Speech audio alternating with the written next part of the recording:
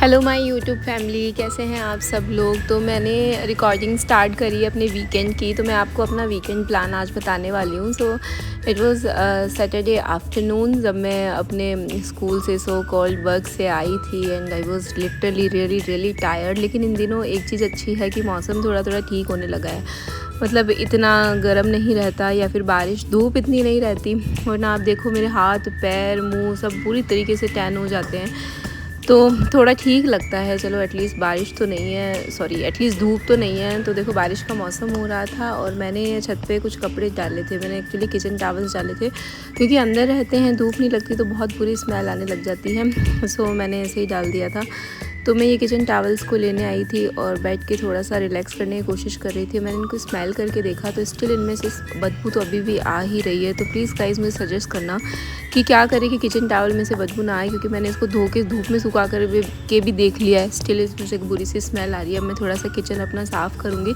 So this is my mini air fryer, आप देख सकते हैं। मैंने ये क्लाउड किचन के लिए थोड़ा थोड़ा करके सामान इकट्ठा किया है, लेकिन अब हो ये रहा है कि टाइम बहुत कम है तो ऑर्डर्स इतने फुलफ़िल नहीं हो पाते। एज़ अ रिज़ल्ट नए ऑर्डर बहुत ही कम आ रहे हैं। होपफुली सावन में तो ऐसा रहता था कि व्रत स्पेशल रेसिपीज़ के ऑर्डर बहुत ज़्यादा आते थे, लेकिन इन दिनों थोड़े कम हो गए हैं। बट जैसे कि मैंने आपको बताया, I am very hard working. मैं कुछ ना कुछ करके कुछ इसे लेती रहूँगी, कर लूँगी कंटिन्यू, जैसे भी करना होगा। लेट नाइट को या फिर अर्ली मॉर्निंग ऑर्डर्स लेते हैं तो इनका थोड़ा सा लॉगरिथम बढ़ जाता है, अच्छा ऑर्डर्स आने लग जाता है, क्योंकि उस वक्त जो जनरल रेस्टोरेंट्स होते हैं वो बंद होते हैं। So guys, this is me all tired but all set up to clean my home at least। और आप बताइए आप कैसे हैं। लाइफ की खट्टी यादें बातें आपके साथ शेयर करने के लिए मैं बिल्कुल तैयार हूँ, पर उससे पहले मैंने सोचा कि मैं थोड़े कपड़े भिगो देती हूँ, क्योंकि कपड़े देखिए, वैसे तो मैंने सोच रखा है कि मैं वंस इन अ वीक ही मशीन लगाऊंगी और इसे धो लूँगी, लेकिन मशीन फुल्ली ऑटोमेटिक है और मुझे फुल्ली ऑटोमेटिक मशीन में कपड़े पसंद नहीं आ रहे हैं। उसमें बहुत ज़्यादा श्रिंक हो जाते हैं कपड़े और 50 to 60 मिनट्स में कलर भी पूरा ख़राब हो जाता है। तो कुछ कपड़े मैं कोशिश करती हूँ कि डेली के डेली धो लूँ। तो यहाँ पे मैंने ये अपना सबसे पहले मेकअप पाउच उठाया, बहुत गंदा हो रहा था और घर का सामान भी ख़त्म हो रहा था, तो ब्लिंकिट से सामान मंगाया। हर 2-3 दिन में 500 रुपीज़ लग जाते हैं और इतनी तो मेरी सैलरी भी नहीं है जितना खर्चा मेरा इन दिनों हो रहा है। और मशीन के लिए लिक्विड जो डिश वॉशर है वो ख़त्म हो रहा था, वेजिटेबल्स भी नहीं थी, तो ये सब किया मैंने। हम दोनों ही बहुत ही नॉर्मल अर्निंग है और सैलरीज़ जो हैं वो ग्रॉसरीज़ में ही मैक्सिमम हमारी चली जाती है। ग्रॉसरीज़ घर के सामान में ये ऑफ़र में था तो 45 का मैंने शैम्पू मंगा लिया और टाइड भी ऑफ़र में था ब्लिंकिट से, और ब्लिंकिट करते हैं तो आपको पता ही है क्या होता है। और शाम को हमें लगा घूमने का चस्का और मेरे हस्बैंड ने बोला कि मैं थक हार के आया हूँ तो मैं तो ऑब्वियसली बाहर नहीं जाऊँगा, तो मैंने सोचा कि मैं चीकू को लेके चली जाती हूँ। तो हमने खाई पताशी, जो कि दही पताशी, और उसके ऊपर चीज़ लगा के भैया ने बहुत ही यम्मी बना के दी थी, तो हम दोनों ने वो एंजॉय करी। और उसके बाद हमने सुना था कि जूडियो में लगी हुई है सेल, जो कि काफ़ी अच्छी है, तो हम लोग जूडियो चले गए। बट मैं आपको फ्रैंकली बताऊं कि मुझे सेल इतनी अच्छी नहीं लगी। एक तो सारा जो माल था वो ऑलरेडी ख़त्म हो चुका था, क्योंकि हम 2 दिन बाद गए थे। दूसरा, बीकानेर में क्राउड इतना ज़्यादा आया था, जैसे कि फ्री में कुछ बंट रहा हो, तो हर जगह मतलब लोगों ने सेक्शंस भी मिक्स कर दिए थे, कौन सा सेल वाला है, कौन सा सेल वाला नहीं है, कौन सा बॉयज़ वाला है, कौन सा कुर्ता वाला है, कौन सा वेस्टर्न है, इंडियन है, कुछ भी समझ नहीं आ रहा था। मैंने बहुत कोशिश करी कि मैं एक आधी कोई, क्योंकि लास्ट ईयर जब सेल लगी थी तो मैं बहुत सारी चीज़ें लेके गई थी। सो आई वाज ट्राइंग में कुछ ले लूँ। ये कुर्ते देखो, ये सिर्फ 299 में मिल रहे थे जो 499 के थे। सो आई ट्राइड कि कुछ अच्छा फाइंड करूँ, पर इतना क्राउड था कि इट वाज ऑल कंजस्टेड और मुझे बिल्कुल भी अच्छा नहीं लगा, घुटन होने लगी थी। मैंने कोशिश करी कि एक चप्पल ले लूँ, ये सारी फुटवेयर जो है 149 में मिल रही थी, लेकिन फिर भी साइज़ हम ढूंढ ही नहीं पाए, लोग पागलों की तरह उसको लेने में लगे थे।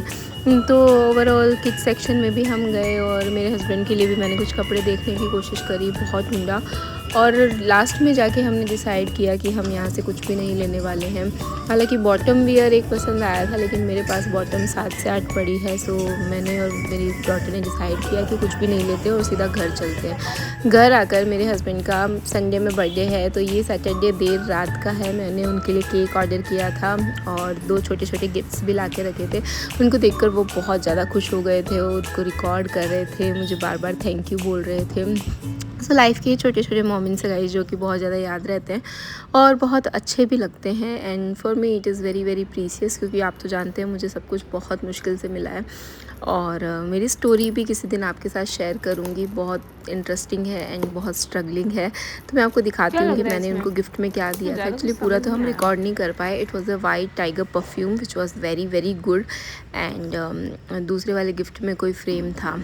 तो नेक्स्ट डे संडे, और संडे को मेरे हस्बैंड पूरी हेल्प कराते हैं मेरी, तो साफ़ सफाई हम दोनों मिलके कर लेते हैं। यहाँ पे वो भी काम में लगे हुए हैं और मैं भी काम में लगी हुई हूँ। इवन लंच भी उन्होंने प्रिपेयर कर दिया था और शाम को तो हमें पार्टी में जाना ही था, तो कपड़े उन्होंने धो दिए, लंच उन्होंने प्रिपेयर कर दिया और ऊपर की छोटी मोटी जितनी भी साफ़ सफाई थी, इवन कपड़े सुखो के भी आ गए थे वो धो के, वो मैंने कर ली थी। और ये सब करते करते भी हम लेट ही उठे थे ऑलरेडी, लेकिन हमें बच गए थे 3 या 4 बजे हम लोग फ्री हुए थे। मलाई खट्टी हो रही थी, घी निकालना था पर उस टाइम नहीं मिला तो घी नहीं निकाल पाए। और ये इन्होंने मशीन लगा रखी है, ये कपड़े धो रहे हैं।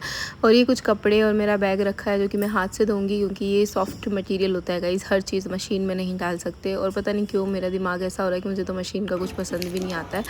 और ये चॉकलेट जो मैंने इनके लिए लाई थी, वो मेरा मन कर रहा था कुछ स्वीट खाने का, तो ये मैंने ही खा ली। और उसके बाद 4 सवा 4 बज गए थे, तो हम पार्टी में जाने के लिए ऑलमोस्ट रेडी हो गए।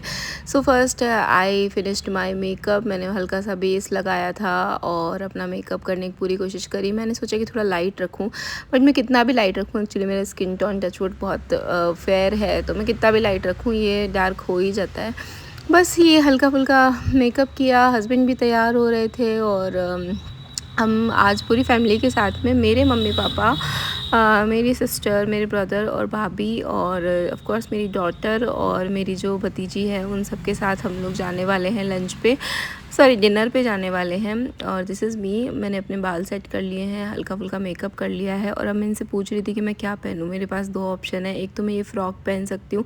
चाइनीज़ कॉलर मुझे थोड़ा सा कम पसंद आता है, इसीलिए मैंने आज तक इसे ज़्यादा पहना नहीं है, लेकिन इनके हिसाब से ये बहुत प्यारा है। और दूसरा मेरा मन था कि मैं आज ये कॉफ़ी कलर की साड़ी डालूँ, लेकिन इन्होंने बोला कि साड़ी जो है वो तुम हैंडल नहीं कर पाओगी, रास्ते में गिर जाओगी, वैसे भी बाइक पे जाना है, तो तुम ये फ़्रॉक ही पहन लो। तो लास्ट में मैंने डिसाइड किया और मैंने ये फ़्रॉक ही पहन ली।